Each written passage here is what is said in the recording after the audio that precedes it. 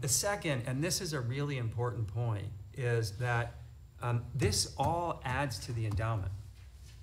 So this is using SIF funds and donations, not for one-time expenditures, but this is now all part of the university's endowment. So the money from SIF is in a long-term pool. It's not an endowment. It's a long-term pool that's investing the reserves. So this is pulling out the interest of that and putting it in endowment for professorships and scholarships.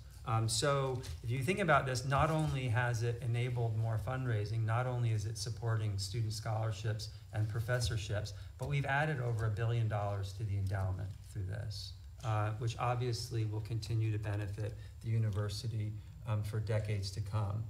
The last point, which is also important to recognize, is that we're often asked, and I think when the SIF was first created, this was a part of the discussion, why don't you use this to keep tuition low? Well, this is precisely the impact of this, because our financial aid, and we are one of only 2 public universities that commit to funding 100% of demonstrated need, and for the last 3 years have been ranked as the #1 public university for financial aid. I mean, it's an amazing commitment that this board made years ago. We fund our financial aid in part by drawing on endowment, but in part by drawing on tuition. The more that we can draw on endowment funds, the less pressure there is on tuition. So anytime we add to the endowment for financial aid, we are easing pressure on tuition. Second, same with professorships.